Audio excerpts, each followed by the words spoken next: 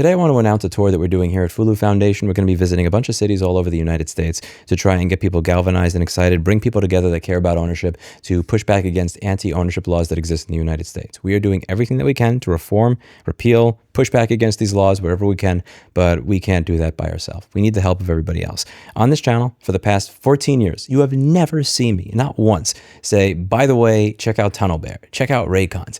Hey, this hotel gave me a free room, so I'm going to pretend that they're actually a good hotel and try and get my audience to pay for overpriced shit. I never say ring that bell, like and subscribe. You never hear that from me. But the one thing that I will ask you to do is consider showing up for this. And if you're not able to show up, at the very least, when we release a call to action in your particular area, in your particular congressional district, that you answer the call and you do the things that we ask you to do to push back against these in an organized way.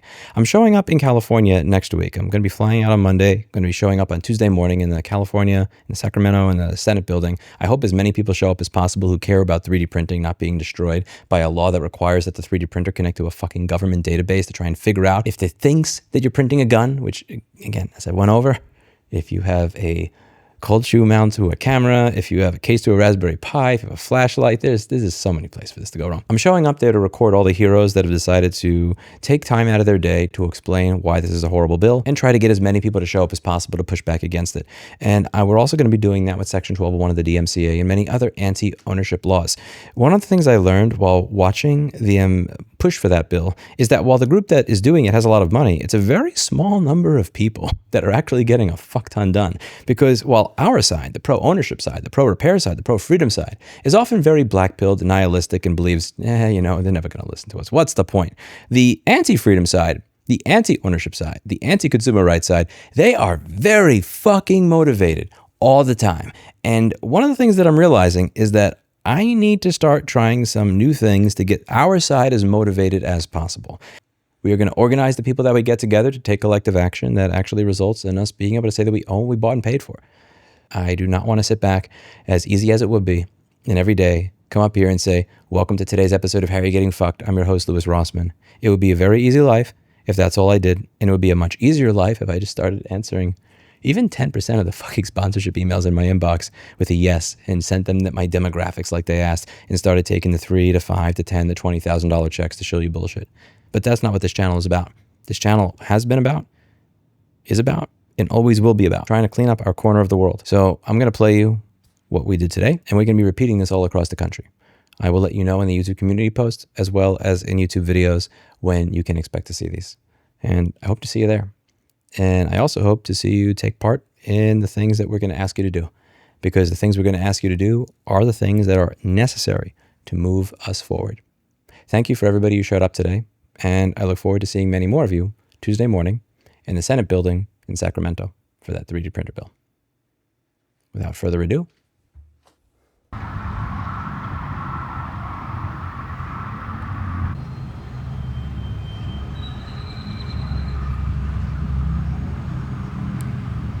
was a lot. How's everybody doing?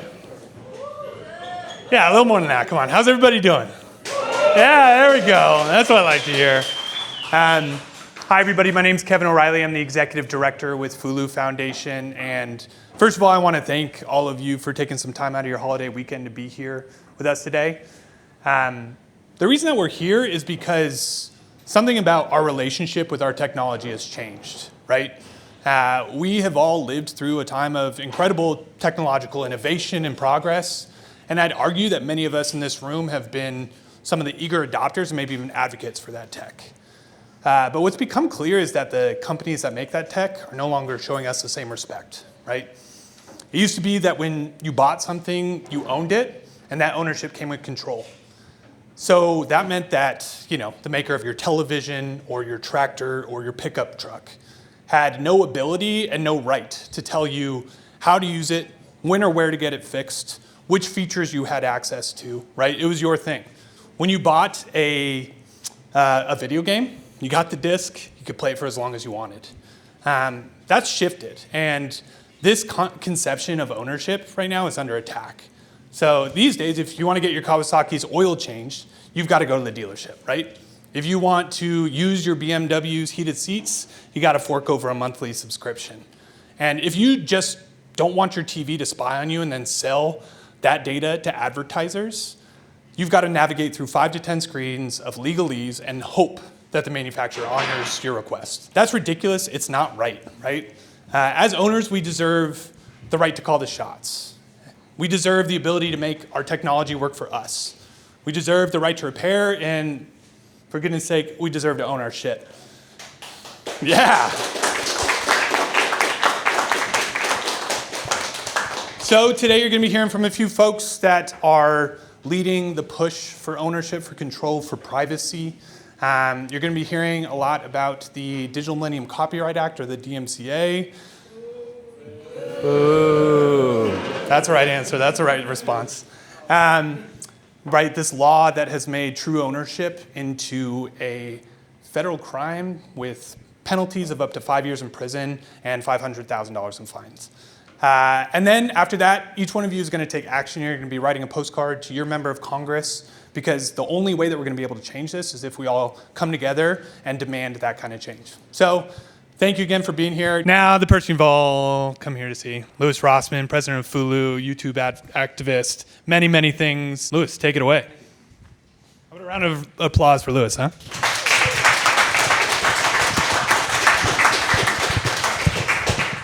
All right. Beautiful.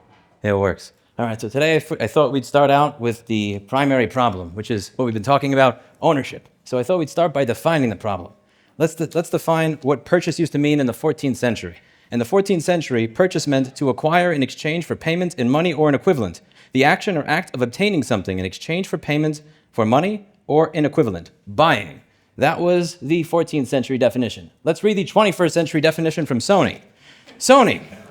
Due to updated licensing arrangements, as of December 31st, 2023, due to our content licensing arrangements with content providers, you will no longer be able to watch any of your previously purchased Discovery content, and the content will be removed from your video library. We sincerely thank you for your continued support. They didn't say stream. They didn't say rent. They said purchase. And then they just took it away, because that is what is normal now. Another word that I think is really important is lifetime. I much prefer the 14th century definition. The 14th century definition from Oxford English Dictionary is the duration of a person's or animal's life, the period of time over which a person's life extends. Person's life. Let's see what it means in the 21st century. Anybody here have to buy textbooks for college? Anybody here try to buy a used textbook, but the teacher tells you the questions are different from last year's, even though calculus hasn't changed in 70 years? Yeah. So let's take a look at what VitalSource says. Now you have 3 different licenses. You have the $62 for 180 days, $86 for a year, or $110 for a lifetime. Now let's see, what do you think lifetime means to VitalSource? Any guesses? Products labeled as lifetime typically mean 5 years, typically, not even 5, they're not committing, of online access and permanent downloads to a supported device, which means if they do not make that app for this version of Android anymore, sucks for you. This is not a PDF file or a document file that you download. This is a book that you paid $200 or $400 for a lifetime license that you now have access to for, again, up to 5 years, which means it could be 2 weeks. Books. Speaking of books, Amazon used to allow you to purchase books and then download them. And many of these books were advertised as not having digital rights management. Starting February 26, 2025, the download and transfer via USB option will no longer be available. And there are books on Amazon right now that are being sold without digital rights management, yet when you buy it, you cannot download it, even though the actual advertising on Amazon's site said you were allowed to download the book. Now, my personal favorite was the $400 baby monitor. How many people here have bought a baby monitor for their family or their kids or seen one? Okay, not a lot of people with kids here. But the usual price for this thing is usually 30 to 50 bucks, maybe 80 bucks after the Iran war. This is $400 for a baby monitor. Now, what do you think the company did when they started having financial issues? Do you think they started trying to make a better product? Did they try to figure out new ways to attract consumers? Fuck no. What they did is they sent out a firmware update that turned it into a subscription. Live breathing and sleep tracking are available with a Miku membership. My $400 baby monitor has locked previously features behind a subscription paywall. One of my personal favorites is that they do this with wheelchairs. Somebody had a wheelchair that used to be able to go 8 kilometers an hour, and now it's only able to go 5 to 6 kilometers an hour unless they pay to unlock these new features. Because being able to catch the bus is apparently worth a subscription. So they actually did this to somebody with multiple sclerosis. Lovely. Now, this hit a crescendo for me when there's a company called Future Home that makes these smart home products like thermostats, things for your water heater, everything else. They were having financial issues, and instead of trying to make a better product, they sent out a firmware update to all these devices so that if you wanted to be able to use it the way you could before, you had to pay them $117 a year to use the thermostat that that you already paid for. And this is the point where this just kind of reached a crescendo for me, and I realized something has to change. So when I started this channel, I did a lot of videos of fixing motherboards and fixing things at component level. And at some point, I got a phone call from a lawyer from Kilpatrick and Townsend. It was a very, very kind and polite person from Apple calling out, asking if I could just take down this one troublesome video that I had up. And I'm like, why? They're like, well, we really like your content. It's just that one piece you used, this little piece of copyrighted or trade secret work, which was a schematic that showed how the motherboard was put together. So if I'm going to fix a motherboard, I need to know how the motherboard is put together. And on the bottom corner of the motherboard, it usually says something like this that lets me know what they were mad at. Notice a proprietary property. Do not copy or reproduce it. Don't reveal or publish it in whole or in part. And there were a few million people on YouTube watching me fix things. So I spoke to a lawyer, and the lawyer told me, wow, you have no case. Like, look at what you're putting on the screen over here. You have absolutely no case. You are clearly breaking the law. What are you doing?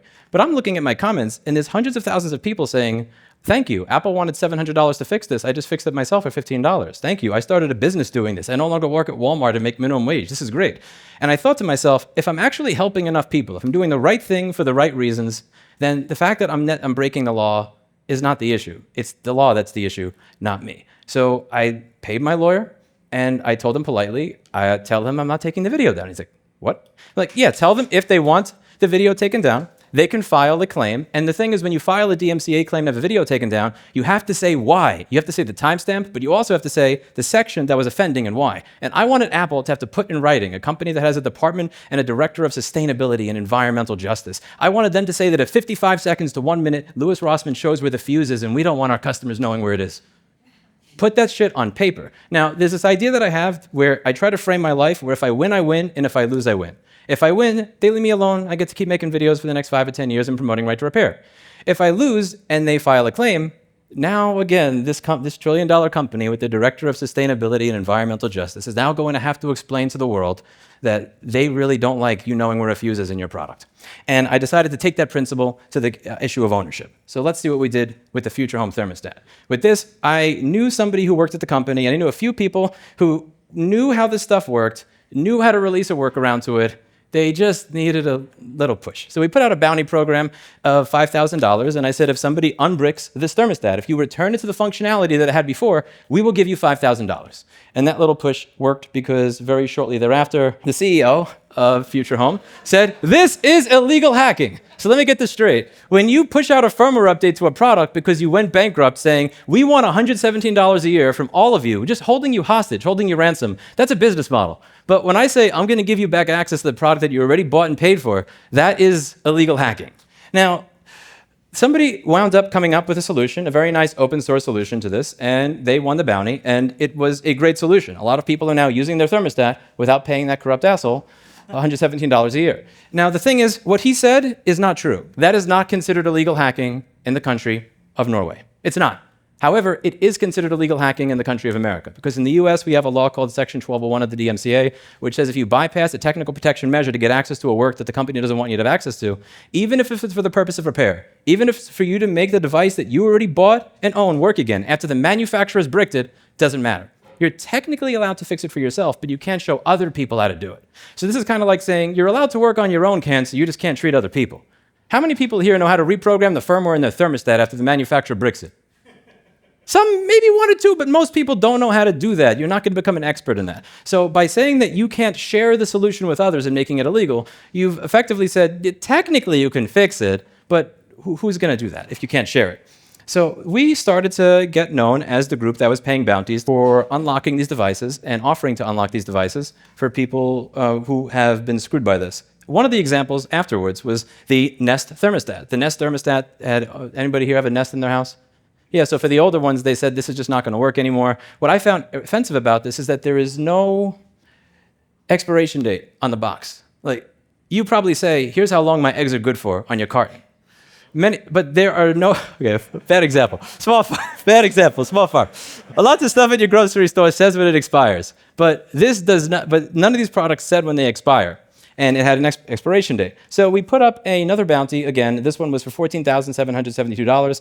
Now the thing is, as a large follower YouTuber, I would never tell people to break the law. I can't do that. But I also can't tell people whether or not they're going to release the solution afterwards. I'm not your mom, I'm not your dad, I'm a YouTuber. So if people, and the way I see this is if we win and somebody releases a solution, hundreds of thousands of people get back access to what they bought and paid for. And if they decide, you know what, I'm not going to release the solution after I win the bounty, we also win. The reason for that is because now we can point to the fact that this law exists. I would be able to show millions of people how to make their thermostat work again instead of having to throw it away, but I can't because this is here. And that's the purpose of what we were doing with this bounty program. And I'm going to talk about some of those laws and some of the excuses that people make for them shortly. So somebody came out with a solution, the Nest Thermostat Jailbreak. This is on the No Longer Evil website, making a nice poking jab at Google getting rid of the Don't Be Evil slogan around 2008 or 2009. There's a couple of other examples of this. There's a company called Echelon. They make these exercise bikes. It's kind of like a cheap version of Peloton. And they sent out a firmware update that stopped it from being able to work with third-party apps. Would surprise anybody here that at the time that they sent out a firmware update that stopped you from using other people's apps, their apps were trying to sell you on subscriptions. Would that surprise anybody here? Yeah, anyway, somebody came out with a way to use it with third-party applications again, the same way that you could when you bought the bike. But he decided not to release it after winning the bounty because he did not feel like dealing with a 30-year-old law that could subject him to 3 to 5 years in federal prison. And again, I don't blame him. I don't blame him. Now, the reason that this is important, and the reason that we win, even if this man does not release it, is because it allows us to push back against the opposition's most common talking point, that this is a solution in search of a problem that does not exist. When I go around the country and I talk about this issue, I'll often meet people that say this. Let's see. Here we go. My name is Samantha Kerschel, and I'm the Executive Director for TechNet. Respectfully, we are testifying in opposition to Senate Bill 5799 today. We believe this legislation is in search of a problem that does not exist. Something that's resonated with me is something that you heard early on here, is this is legislation in search of a problem.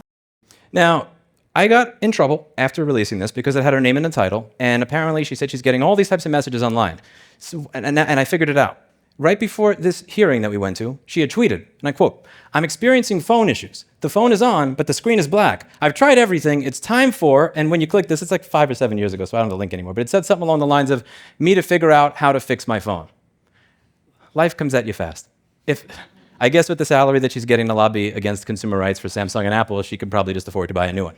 But they will often say that what we're talking about is not really a problem. None of this stuff is a problem. We're just kind of making it up. And one of the things that we're trying to do here is demonstrate every single way that this particular law is a problem, that this does exist.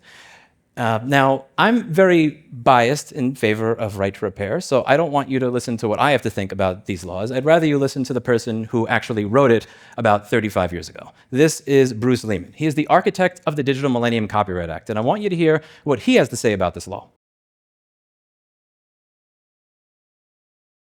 Unfortunately, at least in some areas, our policies haven't worked out too well. Our attempts at copyright control, at least thus far, have not been successful. But I don't just blame teenagers and college students. I really blame the moguls in the music industry, because had they been thinking about these business models when we were doing our work in 1994 in the Clinton administration, had they been developing effective online distribution models when the internet first came into business, had they been talking to Steve Case when AOL first started to become a big deal, and really seriously developing an online business model, perhaps we would not be in the situation that we are. But the culture of that industry was such that, those people were concerned principally with, and their talents were developing talent, understanding public taste. They didn't know anything about distribution or technology or anything like that. Minions dealt with that.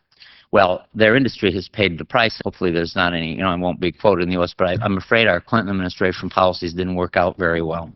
Now, a lot of people accused me at the time of doing an end run around Congress and everybody else by negotiating these treaties and then coming back and saying, well, because we submitted this to Congress before the treaties process was completed, then coming back and saying, well, now you have to do this, Congress, because we've agreed to a treaty. And I would say that they're probably right, that it was an end run and it was partly deliberate. And the final statute that comes out, was a guy who was the head of then the biggest record company in the world, Warner Records, and he was a very nice guy, and he wrote a book a few years later after he retired and confirmed what I always thought to be the case about record industry executives. Record industry executives are impresarios. And the most successful record industry executives, I would characterize as 45-year-old man who can think like a 17-year-old girl and likes to hang out at 3 o'clock in the morning and do drugs with rock stars. And he basically admitted to all of that in his book that he wrote several years later. Unfortunately, that is not a mindset, a part of the brain that does very well at evolving new business models for highly complex technologies. So let's get this straight. He admits that it is a horrible law that didn't do what it was supposed to. Check. He admits and laughs about the fact that he snuck this into a treaty to trick Congress into passing it. And he admits that the entire business model was based on junkies that should not have the ability to legislate technology. And yet 29 years later, this law is still the reason that a man is afraid that if he shows you how to make your exercise bike work again, that he will go to federal prison. Only in America. What we're doing here is we are trying to fix this law, and we are trying to also reform it and similar laws like it, because this law came out at a time when your refrigerator, your car, your exercise bike, your baby monitor did not connect to the internet, and we lived in a world where when you bought something, you actually owned it. The 14th century definition applied to ownership, not the new we can take it away from you afterwards thing. And the reason that we're starting this off in Austin, as Kevin Welch said, is that I think most people, like deep down, be honest, you probably believe there's really no point to showing up. I'm going to email my congressperson. I'm going to email my city council person. They go, yeah, whatever, who cares? And they're going to do what they want to do anyway. But they wanted to spend about $2 million to put AI surveillance cameras in almost every single park in Austin. And they were about to get that through. And then a bunch of people here showed up in front of City Hall. And you didn't curse, you didn't scream, you didn't yell, you didn't throw stuff. You were just polite, kind, and courteous. But you made it obvious that you're not going to go until they do what it is that they should be doing. And you made change. Those cameras are not here. They didn't spend the money on it. And the point is that it doesn't take a lot of people showing up. It takes maybe 0.1% of the people that care about an issue to actually show up and get involved, to do something about it, and to make real change. And that's what we're going to be asking of all of you. So right by there's going to be a QR code for a chat server that we have. It's Zulip. It's kind of like Slack or Teams or Discord, but open source, so that when these issues come up, I want you to be sharing them with us, because I can only keep up with so many of the echelons and the nests and the wheelchairs. I want to know when these issues show up in your life so that we can push back against them, so that we can update our bounty program, and more so when opportunities show themselves for us to be able to collectively push back against these laws and reform them. I want to get all of you involved. The same way that happens in front of City Hall here with the flock cameras, where we were able to get rid of them, and the live view cameras. I want to be able to do the same thing with this. Are you with me? Yeah. Thank you. Yeah. Cool. All right. So on that note, let's write some letters to big Congressman Mr. Kassar. So we're going to have Maria and Steffi from our team who are going to be coming by to drop off some postcards. And each one of you is just going to take a couple minutes, write a couple sentences, right? A little bit of friction, not just an email. You're going to actually put the personal touch on it and say why it's important to you that we change this law. So let me pull up an example here that we've got.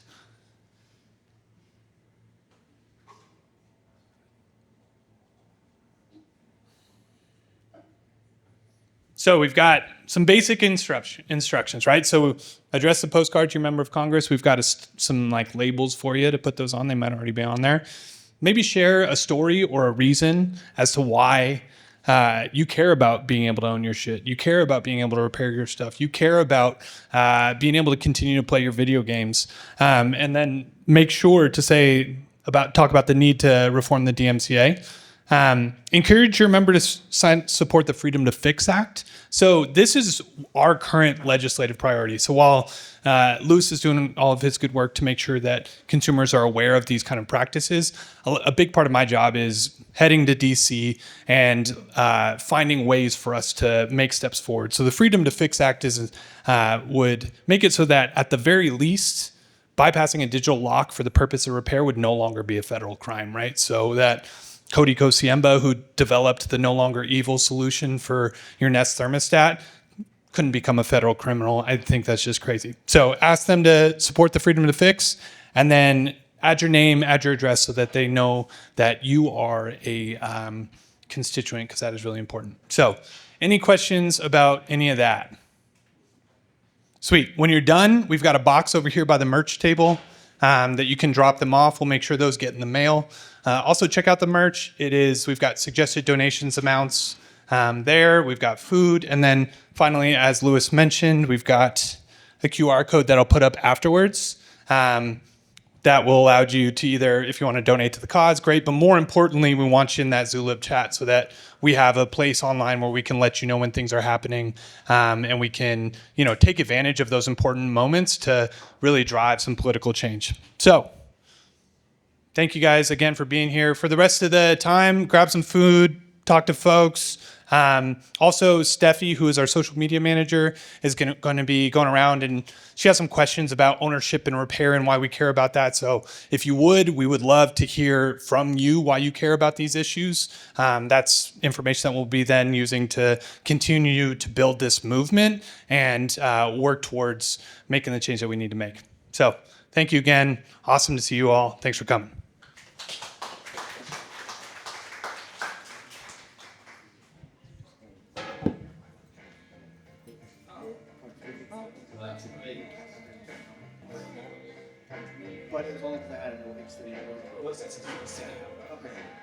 Just let them know that these are going to be coming, so they should be prepared to respond to all these messages. That went really well then. Yeah. Okay, cool. How do you feel like? Good. Yeah. It went well. I didn't get and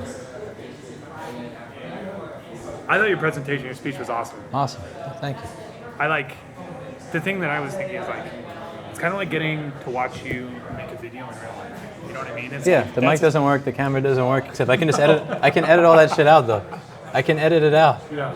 I just mean it's cool to watch the process in person, It's kind of I think of I went to see Larry David, an evening with Larry David where he just kind of sat down and talked about this was what Seinfeld was like, blah, blah, blah, blah, blah, blah. But there's a level of they do live tapings of podcasts. It's almost, I wonder if there's an angle for that, right? It's come out, we're going to do this thing, and then Louis Rossman is going to film a video live, and you do a video on a topic. Yeah, I wrote a speech and then I didn't read it. I didn't realize until after it was done. Yeah, you don't need it. You've got it all here. So, anyways, great work. I'm happy with how it went. I hope you're happy with how it went. I'm happy with how it went. The one thing I'm noticing is the percentage of people that sign up, that show up, that maybe just not caring about the whole fire marshal thing next time. You always put the mic there at the worst possible time. He literally's don't care about what the fuck the fire marshal says. I'm glad you don't get the SD card at the end of this, sir. I'm going to hand things over to Kevin Welch, who is the president of EFF Austin. Hello, everyone. Thanks for coming out to the Own Your Shit tour. And thanks for Fulu for having us. My name is Kevin Welch. I'm the current president of the board at EFF Austin. For those of you who are new to hearing about us, we're an Austin-based digital civil liberties organization. We do a lot of work with Electronic Frontier Foundation out of San Francisco, nation's oldest and largest digital civil liberties advocacy group. We also recently have been thankful to Louis Rossman's efforts in more ways than one, thanks to groups like Fudo and Rossman Repair Group. They have now recently become the home of our meetups. They're the second Tuesday of every month at 7 p.m. The next one's going to be coming up, I think it's Tuesday, July 14th. We're going to be, I think, having a panel discussion around the recent drama around the high-end anthropic models with Mythos and what we think about that frontier models can just be shut off like that and the digital civil liberties implications of that. So it should be fun. You should come out. We do a lot of education advocacy in the local area. Why am I talking to you here at a Right to Repair event? Well, this is part of a deeper overarching problem where Right to Repair is really looking at the hardware and firmware side of trying to control how we can use the things we own. A lot of what we look at can be more in the software space, basically. So one of the big activism pushes EFF Austin's been involved in locally is we're one of the founding members of what's called the No ALPRs Coalition. This is about a coalition of about 30 different activist groups here in town. How many of you know what an ALPR is?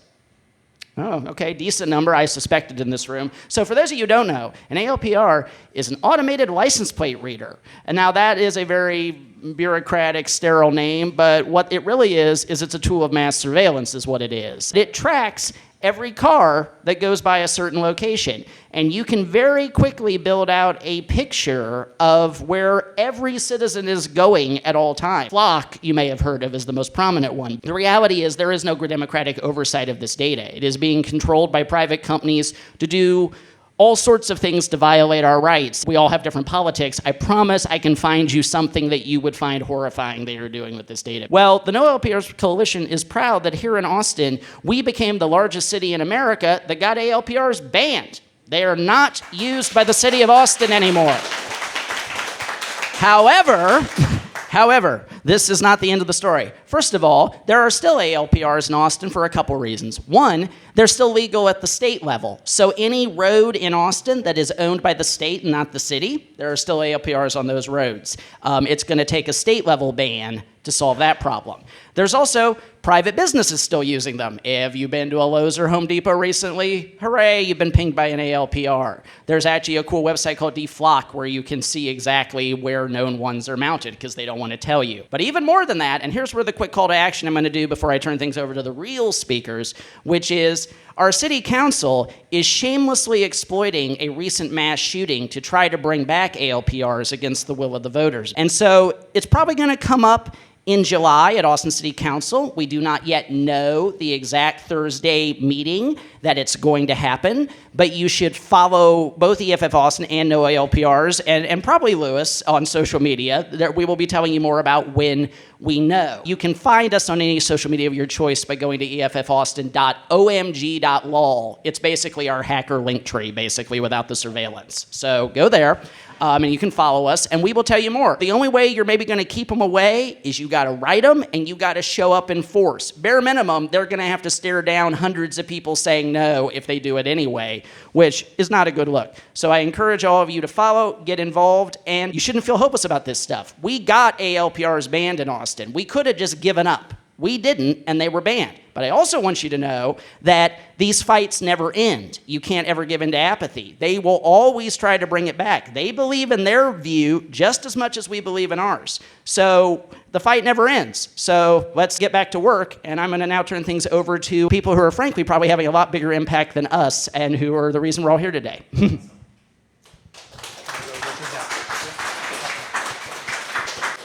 Thank you, Kevin. Do we have any Clippies in the room? Anybody show up? Yeah. That was such an inspiring thing to see, and another case of Lewis's leadership kind of standing up for people and making sure to fight back against this. But next I want to invite up Richard Ryan, who's a local entrepreneur. He's an author. He's going to talk a little bit about his new book. So come have a seat. Oh, yeah. Reserved for you. All right, I'll take it. Yeah. Awesome. Well, first of all, you want to introduce yourself? Yeah, I'm Richard Ryan. Depending on what box you want to put me in, I guess you could say I'm an entrepreneur, author, co-founder of Black Rifle Coffee Company, founded Verizon and Hearst Media Partners, daily editorial news company. I've kind of been all over the place, starting with the answer or the solution. This is it, right? You'll hear all these different things on social media, people talking about existential threats, the things happening in the world that you have no control over. This is what matters most, right? You showing up for your community, your friends, your family. If everyone did this, it would scale to a better world. And I think social media taps into that fight or flight response, and you start worrying about these things that you have absolutely zero control over. You're fighting these massive corporations and stuff. This is how you make progress, showing up for the things that matter in your community. So thank you for showing up. Awesome. That's one of the first things I wanted to ask you about, right? In your latest book, The Warrior's Garden, right? You write about the attention economy as well as the importance of friction, right? And I think of ownership as being a very kind of friction-laden experience. Tinkering, repair, control, those things are not seamless. So could you tell me a little bit of like what you think of when you think of friction and why that's important to a quality life? Yeah, I mean, it's really effort or friction in life is a good thing, right? Whether you're going to the gym, there's so many analogies to it. Like, back in the day, maybe you went to Blockbuster Video or Movie World or something like that. The effort of going to get the movie, picking up the popcorn, going to the theater, whatever it is, the lead up to that movie versus the constant streaming. Yes, things are a little bit more accessible now. You get more, but I feel like there's a lot of research around removal of friction in your life, the Amazon one-click experience it's meant to extract as much value. And to be brutally honest, you can say it's money, but what does money represent? It's your time. That's your most valuable asset. So be it social media extracting your attention, or businesses looking to extract as much money from you as possible with having subscription as a service mattress or whatever these things are, right? So for me, I found that by introducing these things conveniently or inconveniently back in, like even gratitude was the biggest needle mover for me. Like I started doing this intentional practice of gratitude. Like I'd take 5 minutes whenever I get in my truck before I go anywhere. I'd just say, all right, I'm grateful for this, the fuel in my truck, the ability to provide for my family, a job that I'm going to, or whatever it is. And this shift started happening mentally as I get in traffic here in Austin, because everyone knows 35 is going to be a parking lot.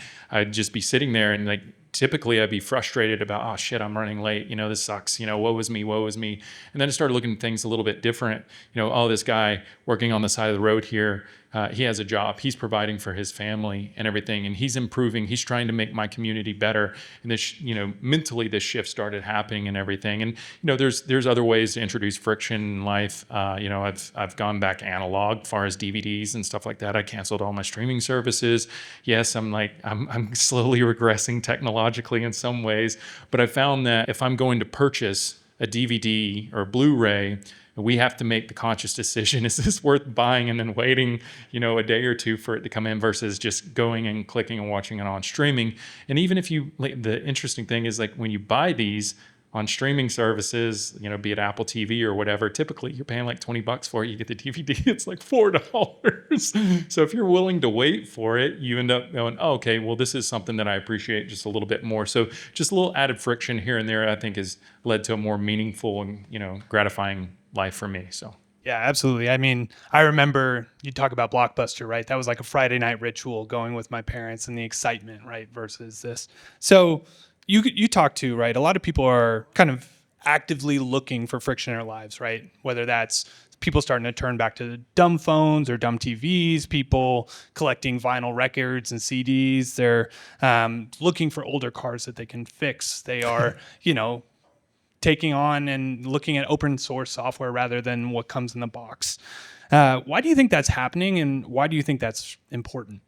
I think that a lot of people now are craving some type of nostalgic experience. I think a lot of us, maybe in our 30s and 40s, are yearning for that 90s, a little bit more simple, but on the verge of technological advancement.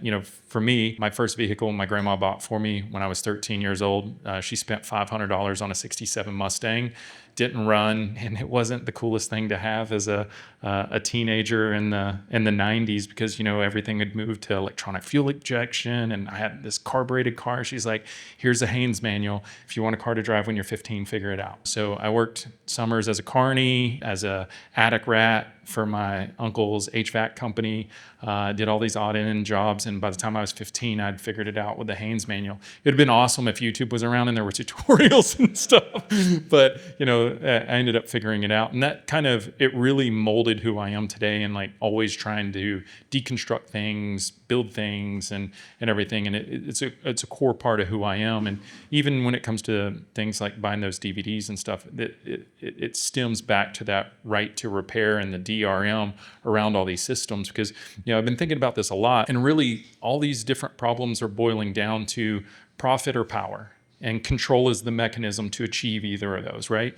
And so whether it's corporations wanting to, I'm going to beat up 8 Sleep because they're just so frustrating to me that you can pay $4,500 for a mattress and then they charge you $300 a year subscription on it, right? And then their AWS connection goes offline, and then they have a statistic around how many people didn't sleep that night because the temperatures went through the roof, right?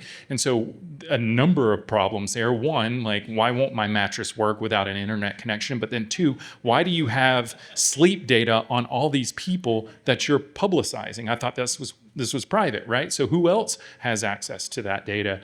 And of course, you can take and you can go through their click-wrapped terms of agreement and privacy statements and stuff like that. But I think it was one of the justices was like, even he doesn't do that. So, it's really frustrating to see that, that mechanism for control through extracting profit by just keeping people in these closed ecosystems as long as possible. But then on the other side of that, you have the financial incentive, but you also have the power incentive, where I feel like we're rapidly approaching this totalitarianism, whether or not it's intentional, but the byproduct of, like, be it the LPRs, the OpenAI, ChatGPT wrappers of Siri and everything else. It's like you're going to have an agent inside your phone. You're going to have an agent inside your car. If you go 56 and a 55, they're going to automatically deduct your, from your bank account. All these different mechanisms in play to extract as much value or assert as much control for those in power. So I could ramble on about that for days, but very passionate about that. Yeah, awesome. And then I think, one other thing you mentioned was also, right, you're a farmer, you've got a tractor. Yeah. I'd love to hear just kind of about your relationship with your tractor and how that has changed as these software locks have been introduced and the problems that have come. Yeah, with the red light going on a camera, I don't know if I want to say exactly why I was on YouTube looking up some stuff on my John Deere tractor, but that's actually how I found Lewis. Funny enough, I was having some issues with my tractor, and as with a lot of these different ecosystems, again, I understand there's a convenience and an efficiency involved in adding electronics to these things. There's GPS. It's actually pretty remarkable. Some of these John Deere loaders, you can pretty much set it and forget it, like grading via GPS, and it'll get the slope exactly perfect, right? But then you run into an issue where there's a very small window for harvesting, very, very small window for all these different things, from planting or whatever, and you're relying on this equipment, and at the point it goes down, if they can't get over there to service it, you're SOL. And that problem has come up time and time again with farmers. They're like, hey, look, it sucks that I'm in this closed ecosystem and I can't pay you guys to come here and do this, but if I can't, I still need to get the job done. So there needs to be a third party, or I need to be able to have some type of solution here because my livelihood's on the line. And it's unfortunate. And that's a very, very small fraction of all the different instances out there where they're trying to extract as much value as possible. And the way it's frustrating to look at the American dream in the last, 100 years or so. And it was like, hey, I'm going to get a job. I'm going to be able to support a family. We're going to have the white picket fence and everything else. And now it's like the American dream for so many people is to create a SaaS company or a CPG company and create some type of moat and then lock your users or subscribers into an annual recurring membership or whatever it is and get it big enough to the point where you can go public or you can bring on VC or PE. And then whenever you do, then you can shitify your product as much as possible and extract as much value. And it's like the hollowing out of the American dream for profit or control is just one of the most mind-numbingly frustrating things for me right now. So, again, coming out and supporting things like this, I think it's very, very important to hold your city council members, your local elected politicians. And again, when it comes to one of the issues that I have with the license plate readers too, is like, I support law enforcement and you could put me in any box that you want, but the Fourth Amendment exists for a reason. And the people who enforce the law are separate from those who we elect. Right? So the judge is the one who is the check to power to sign off on that search warrant, right? And so all these systems in place are just being slowly eroded just because of profit or control. And so it's very, very important to come things like this, to meetups or wherever, but definitely reach out to your representatives in whatever capacity, state, local, municipal, county, sheriff, whatever. Write them, fax them. Do not make it easy for them. Don't just send them an email because they just scroll through. Send them a letter, right? Send them a fax, whatever you can. Just show up. So. Do they still have fax machines? Yes. Okay. All right. Yes. There you go. You heard it here first. Yeah. And awesome. you might even have to use an online service for it. Go to FedEx or something like that. But it's one of those things. Just it's great whenever you fill up a representative's inbox with just a ton of paper. Amen. Awesome. Well, Richard, thank you so much for being here. Really appreciate it. Yeah, I brought a bunch of eggs too, so get them before you go. And there's a QR code inside of them, so I built a tech stack where you can scan the QR code and then put in the date that's inside the carton of eggs, and you can see the eggs being laid, you see the chickens out in the pasture and all that other stuff. Because again, one of the issues that I have with all of these, the extraction of value and profit and everything else is we're losing so much. So by supporting your local farmers, I built this open source tech stack so that you can see actual transparency in supply chain. So it's not some greenwashed B-roll footage. There's a Starlink on the mobile chicken coop. So like they have their own Wi-Fi hotspot, and you can throw a chicken party for them and play music and all this other stuff. So grab some eggs before you leave. Awesome. Thank you. Show me your solution to the DMCA over here. To DMCA. Well, this is actually it's not a bigger problem. It's just a different problem, right? So.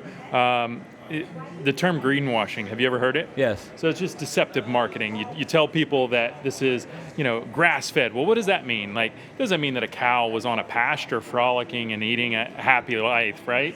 It could be on a 5x5 feedlot and they dump truck grass in. So technically it's still grass-fed, or free range, or, pasture raised. The chicken can be free ranging in a 5x5 cage or something, or the container itself could be on a pasture. It doesn't mean it's out in the open enjoying the sun. So I'm trying to solve a few problems, right? So how do you help small farmers compete with the bigger meat producers or ag producers out there? And I think it's through transparency and supply chain.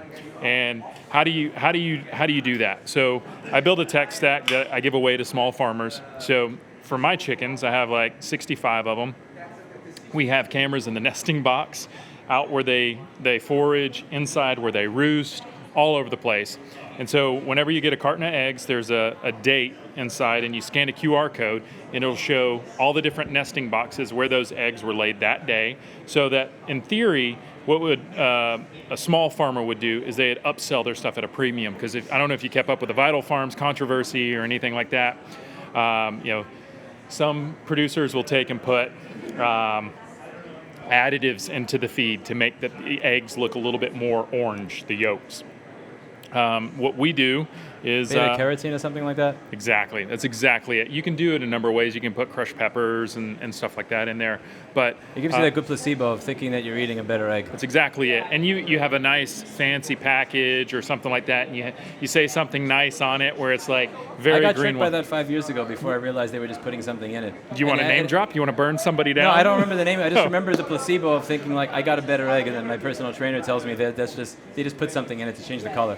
Yeah, and so that's actually one thing that I've done here recently too is I sent out my eggs to different laboratories to have them tested, so we could compare them to all the other different ones like in Whole Foods and everything else, because these are really, really bougie. The average person's not going to spend that much money on like oil or olive oil soaked feed for the chickens and stuff like that. But I just want to prove a point that even though I'm paying a premium for feed and the experience for the chickens, the cost of the eggs is actually the same, if not cheaper, than going to Vital Farms or something along those lines. But again, we're solving many problems here. Another one is I think that if COVID showed us many things, it's the vulnerabilities within society and supply chain.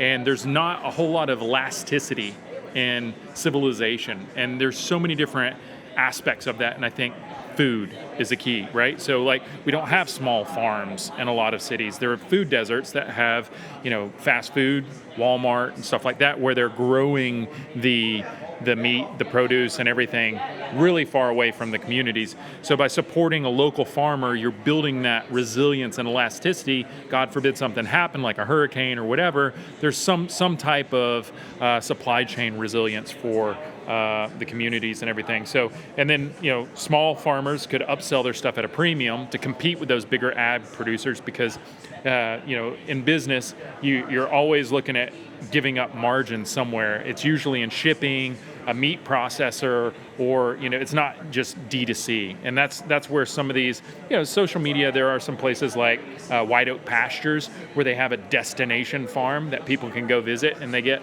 100% of the revenue or profit from that because people are going direct to consumer. But so if I scan the QR code inside of there, what do I get? Yeah, wanna so that'll try. take you to chickenparty.com. That reminds me of something else from childhood that I knew Yeah. not to click. So and Let's again, see. it's very gimmicky. I'm trying to just give people Carton a good number. time. Let's see. Where do I find my carton number, sir? Yeah, so this you just put in. It doesn't honestly matter. You can put in any number, right? 8284. Yeah. What's nest box? Just put nest box 1. 1? Yeah, and Okay, you can or today's- A. You can cycle through any of them, and really any day. Meet the chickens. Yeah. Invalid. What number Here, should I just put put in? A. I don't think maybe we updated it to letters. Meet the chickens. Yeah. Whoa. Yeah. So, So, I can so actually that's that day, right? So Hello, I can see a chicken. So that's legit. There's a Starlink on the chicken coop, 2 huge solar panels, and I have it powered by a Raspberry Pi, a full Ubiquity system inside there, and the idea is like extreme transparency. Maybe some of those videos you'll see me out there feeding my chickens in my underwear, but again, you know, this is with cows, goats, any of that stuff. I just think people. The disconnect between people and their food, you know, it's one of those things where some people may be hunters and they can really speak to that intimate relationship with their food. It's like, it's very emotional, it's visceral, it's very meaningful. And I'm just wanting to bridge that gap a little bit more for some people so that hopefully they can support those local producers and they can sell their stuff to compete with the bigger companies. You know, I've thought about this. There was this documentary I was watching about this one company in Israel that makes tomatoes, but they make tomatoes that they last a little longer before they go moldy. However, they have very little taste, but more importantly, when it was measured in a lab, they had very low nutritional value. And there was people asking, if people could see at the store that your tomato was 5% cheaper, but had 75% less magnesium, 80% less calcium, and so on and so forth. I forget the exact nutrients, but something like that. Do you think that they would still be willing to spend 5% less for your product if they knew it had 80 or 85% less nutrition? And the CEO would not give a clear answer. And obviously, I think 99% of the world would buy the product that actually has nutrition in it. And the thing is, when you go to the store, there's all these different products where you can't really tell from looking at it. You would have to take it to a lab to figure out if it is actually nutritious. And this looks like one way to, which is one step closer to having an idea of what you're actually getting. Yeah, and I think there are some solutions out there that people are trying to build. Like I think Seed Oil Scout, Yucca, YUKA, like a lot of these applications are trying to make more conscious consumer decisions, much like what you did. Yucca is awesome. Yeah. For fruit, that's still a big, fruits and vegetables, that's still a big problem. Yeah, but it's just the same thing with the Consumer Rights Wiki, right? Like you're trying to make a more educated consumer so that they know how they're spending their money, how they're being vulnerable, and like, you know, all these different things. So, you know, for me, I think that the time to act on a lot of these things is yesterday. But if we, again, look at these solutions, they can be overwhelming at times, because I'm just trying to start at a local level. Yeah, with the next best time is 30 years ago. The best time is 30 years ago. The next best time is now. Yeah. Thank you for coming by. I really thanks appreciate for having it. me. Thank I you so appreciate much, it. sir. Thank you.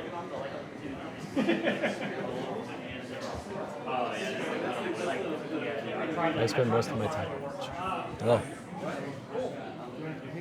Hello. Thank you. I'm Danny. This is my son Wesley. Pleasure to meet you, sir. He's told me all about Pleasure to meet you. Thank you He's so very much for coming excited by. to meet you. I heard in the beginning Tuesday night meetings. Is that something that's the guy mentioned before, the very first speaker? Is that something that happens at your shop, or? It happens upstairs. It's an event space upstairs in my building. Okay. And it's EFF Austin. They have a meetup for people who just care about things like digital privacy, not having you spied on, not having digital ID, people who would oppose age verification, use the internet. Yeah, that's him. Like anybody who's within that space, it's important to show up and realize that there are people like you.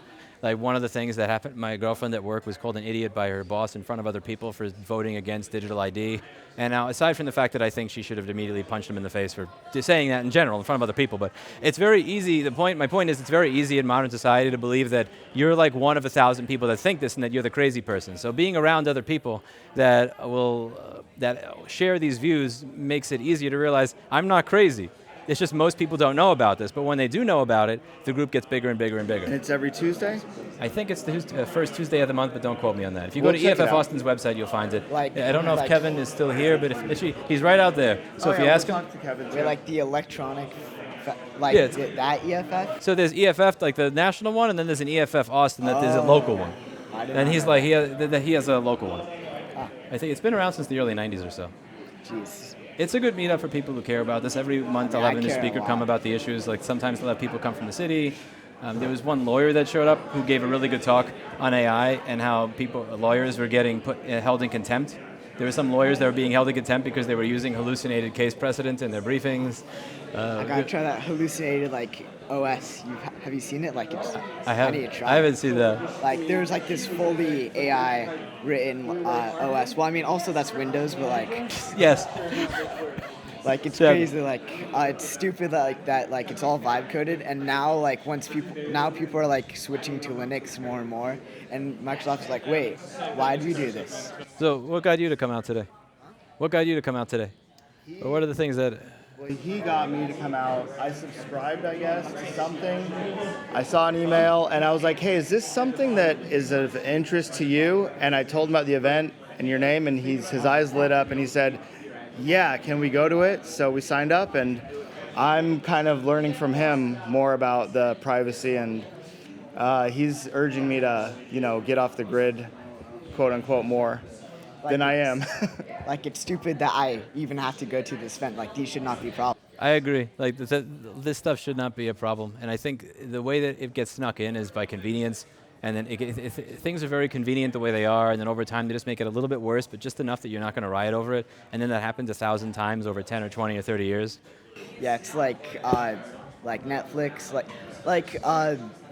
There was like Shrek on Netflix, and then they were like, oh, this is going to be removed, and I was like, come on, I love Shrek. Why'd they have to like remove it? It's stupid. And then there's ads for Amazon Prime. Like when you do a subscription for Amazon Prime, you still have to watch ads to watch the stuff when you're already paying for it. The fun part of it is that they made it so that if you're using Amazon Prime, a lot of people pay for Amazon Prime yearly, right? So you pay, I forget exactly what, let's say it's $140 for the year. And they said they were putting ads inside of it, but if you wanted to avoid the ads, you could pay more. Now this went to a judge, and the judge said, because they are still offering you the service, that they didn't increase the price. Because they said in the terms that they can change what they offer you, but because they changed what they offer you and kept the price the same and said if you want it to go back to the way it was before, it'll cost more money, the judge ruled that that is not a price change. So if I give you, if you buy eggs from Richard Ryan, if you buy a dozen eggs from him, and then he goes into your fridge and takes out 6 of the eggs and says if you want them back, you could pay double, that's not a price increase, that's a change in the service. Yeah, it's insane. And that's why they did it again, because I think they started with video and now they did it with music afterwards, because they realized that they can just put ads in and say you can pay a little bit more to have the ads taken out. It's a change in the sale after the sale. And the thing with Netflix is that at least they're honest. And at least I don't like Netflix. I don't use Netflix. I shouldn't say they're honest. They're not honest about 4K, but that's another story. But at least with Netflix, they are telling you, you don't own this. Here's the deal. And you pay every month. So if you object to something they do, you could just stop paying. Whereas with Amazon, they changed the terms of the sale 2 or 3 months into a lot of people's subscriptions and said if you don't like it, you can suck it and pay us more money because you already paid for the year.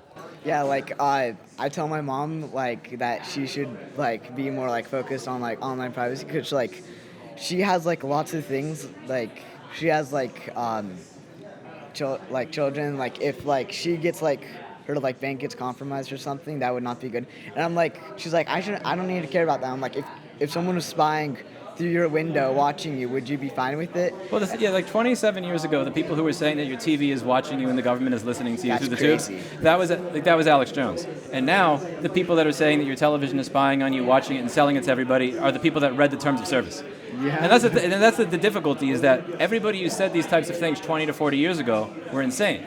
And now, you're just the person that read the terms of service. So it's a tough battle to win, because the people that were saying these things before were usually people who were just, little nuts. But I appreciate it. Thank you for pushing. Yeah, he tells his dad the same stuff too. I'm his dad, by the way. Some people were wondering, and he's my son. Don't. No, we met on Discord. No, just kidding. But yeah, he cut tells that me the out of same the video. Thing. Edit.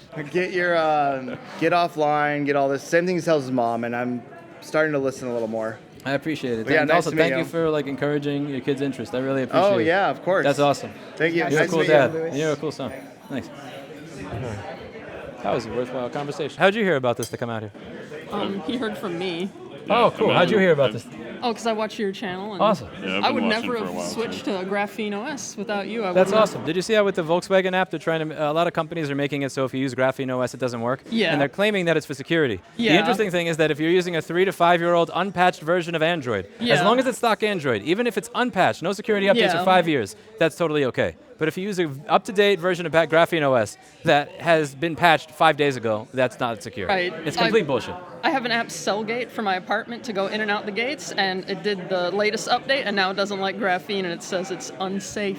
They have to find some way to spoof that. I know, I appreciate that the Graphene team says please leave reviews telling them to allow our signing keys, and I get all that, but at the end of it, I don't want my phone to just not report location data. I want it to report false location data. I want to be able to do that. Because for the app, because there are some apps and there are some things where it just requires your location to work. So just not saying I don't want to give you the location means that you're just going to not work.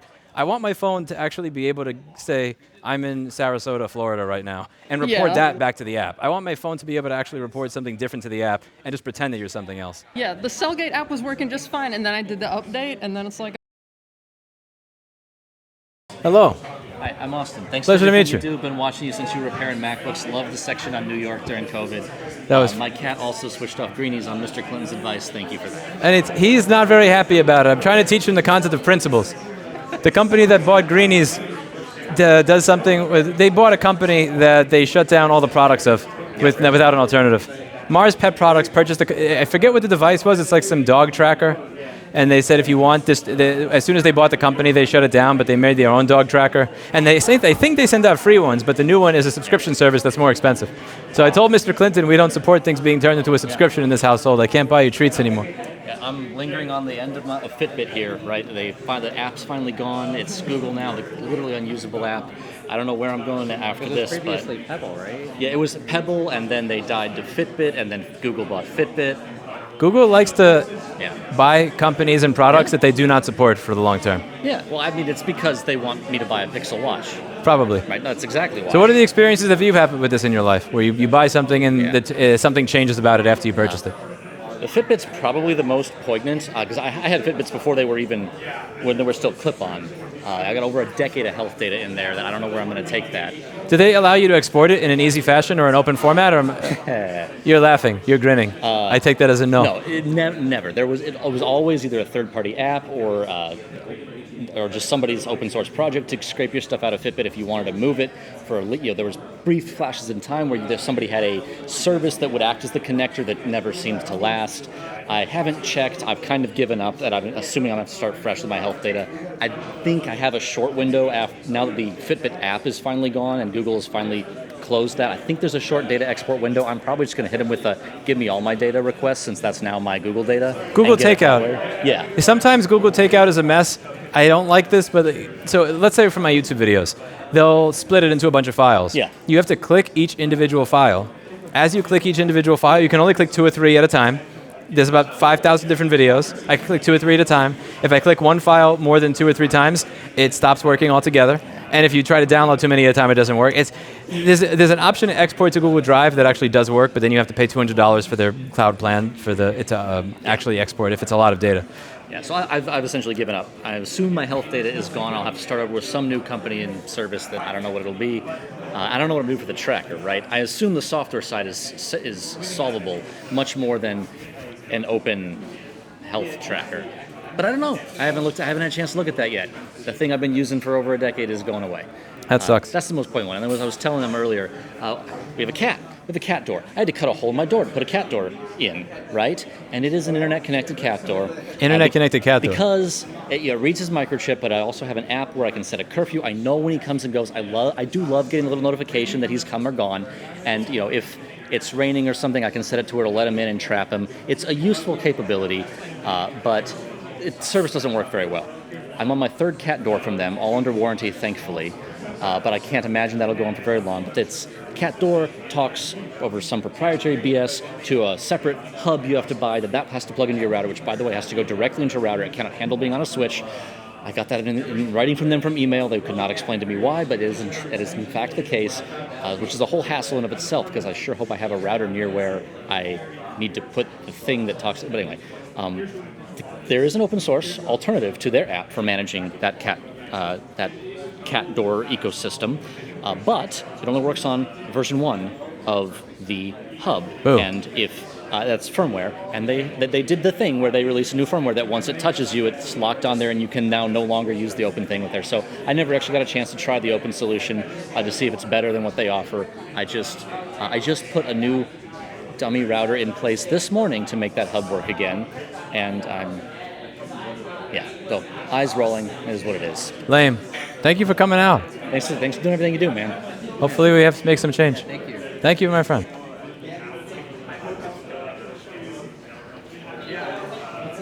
I miss my food. Hello. What's going on? Yeah, they're a while somebody plays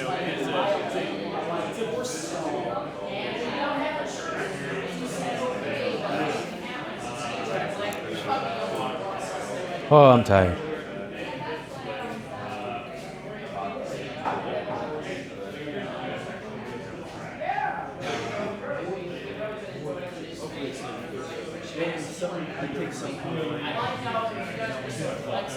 Hello. You have any examples of stuff that you bought that used to work and then does not work anymore because the company turned it off or changed it?